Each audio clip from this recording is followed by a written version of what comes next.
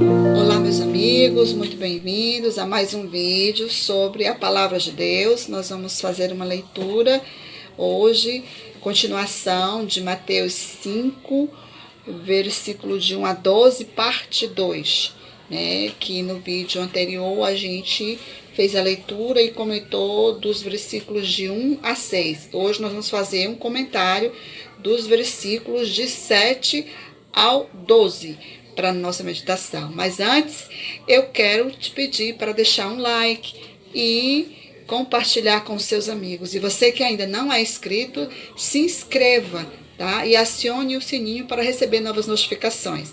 Que Deus em Cristo te abençoe neste dia e vamos à leitura. Parte 1 ficou num vídeo antes deste e nós vamos para a parte 2 porque aqui é a leitura e a reflexão do Sermão do Monte. A gente sabe que o Sermão do Monte tem muitas coisas para estudar, tem muitas coisas para a gente entender, para a gente compreender. Então, nós fizemos em 2 vídeos, porque só num vídeo ficaria muito longo. Então, pegue sua Bíblia, sente-se, seja muito bem-vindo e vamos ler a palavra. Está em Mateus capítulo 5. Vamos dar continuidade. Você que está sempre me acompanhando, seja muito bem-vindo, seja abençoado. E você que nunca me acompanhou pela primeira vez, você pode assistir hoje esse vídeo e depois voltar nos outros vídeos e assistir desde o início. A gente está postando vídeos desde o capítulo 1 de Mateus. E a gente não está lendo um capítulo por dia, a gente está lendo um trecho, porque a gente precisa ler e fazer uma reflexão. E dependendo muito do conteúdo do texto, então a gente tem muita matéria pela frente, vamos dizer assim. Amém? Glória a Deus. Que Deus te abençoe. E antes, você já dá um like e já também compartilha com amigos, com pessoas que necessitam de aprender a palavra de Deus, pessoas que estão precisando. E que também, se você ainda não é inscrito, se inscreva e acione o sininho para receber novas notificações, ok? Então vamos lá, glória a Deus. Nós paramos no versículo 6 e vamos iniciar hoje do versículo 9. Como nós já lemos no primeiro vídeo, no vídeo anterior, a gente vai ler só os versículos, versículo a versículo, e fazer a breve explicação, reflexão, na verdade, ok? Vamos lá. No versículo 7 diz assim: Bem-aventurados misericordiosos, porque eles alcançarão misericórdia. Aí vem a pergunta: quem são os misericordiosos? E aqui vai a resposta. Segundo a Bíblia de Estudo Pentecostal, encontrei umas respostas, também logo as reflexões dadas aqui, a gente fala alguma coisa. E se você tiver alguma dúvida, alguma pergunta, deixa aqui nos comentários para a gente ver e no vídeo seguinte a gente faz um feedback desse vídeo aqui, tá bom? Os misericordiosos são cheios de compaixão e dó para com os que sofrem por causa do pecado da aflição. Os misericordiosos sejam minorar os sofrimentos, conduzidos os sofredores à graça de Deus por meio de Jesus Cristo. Sendo misericordiosos para com os outros, eles alcançarão misericórdia. Misericórdia é você se compadecer da outra pessoa, não é? Levar a palavra, levar o ID, levar Jesus, que é a salvação, e também levar algum auxílio para aquela pessoa, se ela tiver necessidade, materialmente falando, não só espiritualmente. Porque tem pessoas que precisam de auxílio espiritual, mas também de auxílio material. Ajudar, se compadecer, se condoer, estar no lugar daquela pessoa. E se fosse eu? Eu não gostaria de ter uma ajuda? Glória a Deus. Então, por isso que Jesus, ele sempre colocava, batia nessa tecla, né? Porque se você diz que ama a Deus, que crê em Deus e tal, e aborrece o teu irmão que você vê, Deus você não vê. E você diz que ama porque você não vê ele, você não toca nele. mas aborrece o teu irmão que você vê ali todo dia, que está ali próximo a você, então você é mentiroso. Porque nós somos feitos à imagem e semelhança de Deus.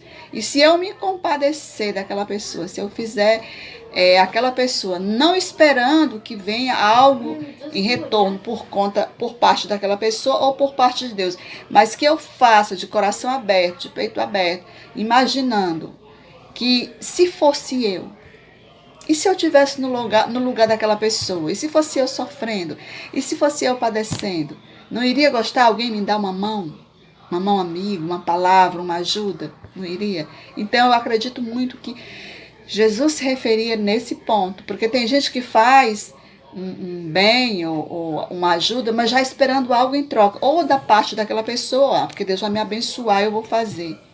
Né? É muito interessante essa pessoa. Então vamos ser misericordiosos de coração e não só da boca para fora. O versículo 8, que diz: bem-aventurados, felizes ou abençoados, como eu já falei no versículo anterior, no vídeo anterior, que bem-aventurados são os felizes, os abençoados. São quem? Os pacificadores, porque eles serão chamados filhos de Deus. Olha que esse do versículo 7, o bem-aventurado, os misericordiosos, porque eles alcançarão misericórdia. Né? Eu faço a misericórdia e também vou alcançar a misericórdia no meu tempo devido. Eu faço bem, o bem retorna para mim. Se eu faço mal, o mal também retorna para mim. É um bumerangue, eu sempre costumo dizer assim. E aqui, no versículo 8 diz: bem-aventurados limpos de coração, porque eles verão a Deus. Né? Não é todo mundo que vai ver Deus. Não é todo mundo que prega a palavra, que faz, que tem o dom de curar, de expulsar o mal, de fazer muitas coisas, que eles vão ver Deus. Não, nem todo mundo verão a Deus, nem todo mundo.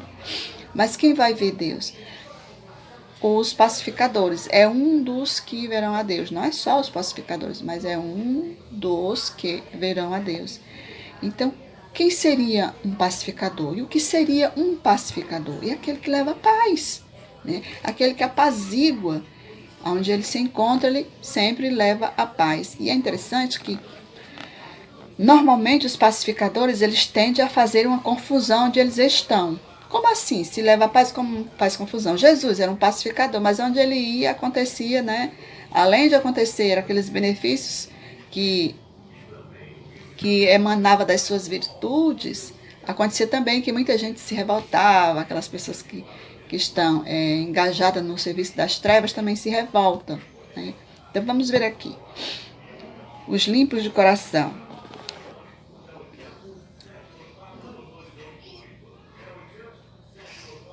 Eu estou misturando. É os limpos de coração, né? Os limpos de coração, perdão, eu falei os pacificadores, mas os pacificadores está no versículo 9. Perdão aí pela a troca. É porque as letrinhas aqui são pequenininhas, aí eu já viu. Então, no versículo 8 diz: os limpos de coração, aqueles que é limpo de coração verão a Deus. Né? Vamos ver. Os limpos de coração são os que foram libertos do poder do pecado, mediante a graça de Deus. Né? Aqueles que foram limpos por Deus, foi limpo pelo sangue de Jesus, foram purificados pelo Espírito Santo. Essas pessoas são os limpos de coração. E não deixaram se contaminar novamente. E mesmo que deixe se contaminar novamente, existe, né, o rio de águas vivas que você tem que retornar, que você tem que pedir perdão e não voltar mais a fazer o que fazia. Jesus sempre falou, Jesus fala isso. E agora que se esforçam sem dolo para agradar e glorificar a Deus e serem parecidos com Ele, procuram ter a mesma atitude anterior que Deus tem, que é o amor, a justiça, o ódio ao mal. Seu coração inclui a sua mente e a vontade e as emoções. Esta está em harmonia com o coração de Deus. Somente os limpos de coração verão a Deus, o que significa ser seu filho e habitar na sua presença, tanto agora como no seu reino futuro. Né? Você está com a mente, o coração e a alma limpos por Deus. Se você se sente que não se encontra limpo, então você vai vai pedir a graça de Deus, pedir a ajuda de Deus pelo seu Filho Jesus, para que Ele lhe limpe, para que Ele tire todo aquele mau pensamento que muitas vezes atinge a nossa mente, porque o inimigo, pelo fato da gente aceitar Jesus na nossa vida como nosso Salvador, ele não nos deixa de perturbar, ele não nos deixa de tentar, de armar cilada, de armar engano, de colocar todo tipo de dolo, de engano, de coisa ruim para que a gente venha perder a fé e voltar ao pecado novamente. Mas nós não podemos, nós temos que ficar de pé, usar a pequena força que nós temos, pedir a graça de Deus para que Ele venha ao nosso socorro, ao nosso auxílio. Porque o nosso objetivo maior nosso objetivo é ser vitoriosos aqui nesta vida com Cristo, vencer todas as dificuldades, todas as barreiras, todo o mal. E o objetivo maior é um dia, porque todos vamos passar desta vida para outra, mas um dia estar na eternidade com Cristo, no reino dele. Amém? Glória a Deus. E o 9, que eu tinha trocado com o 8, que são os pacificadores, né? Quem são os pacificadores? Aqui diz que os pacificadores serão chamados de filhos de Deus, né? Os limpos de coração verão a Deus e os pacificadores serão chamados de filhos de Deus. Por quê? Porque Jesus é o Filho de Deus e ele foi um pacificador. Mas vamos ver o que um pacificador é ou faz. São aqueles que se reconciliam com Deus, né? Dia após dia a gente precisa se reconciliar com Deus. Tem paz com ele mediante a cruz, e agora se esforçam mediante o testemunho e sua vida, para levarem outras pessoas, inclusive seus inimigos, a paz com Deus.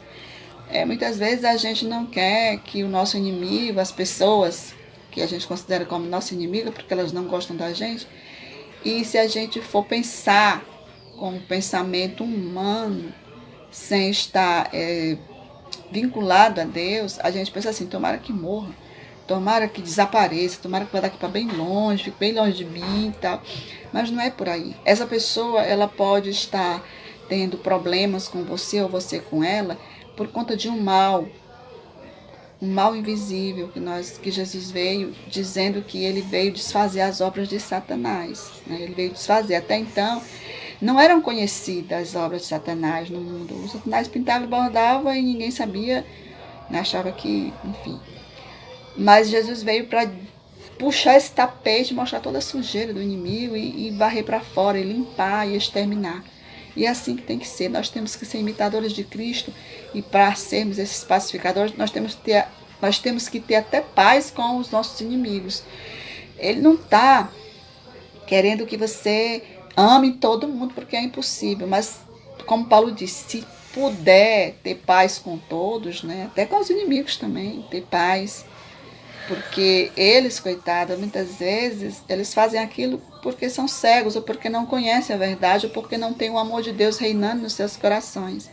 Quando o amor de Deus reina em nós, a gente pensa de uma outra forma, a gente vê com outros olhos, a gente sente com outro coração, sabe? É tudo diferente, a gente não consegue requerer o mal nem a morte de ninguém, por pior que aquela pessoa seja, a gente não consegue, porque a gente se coloca no lugar dela. Nossa, se eu fosse aquela pessoa, não queria ir para o inferno, não queria padecer coisas cruéis, né? Não queria estar na mão do inimigo, sendo amarrado, conduzido pelo mal, não.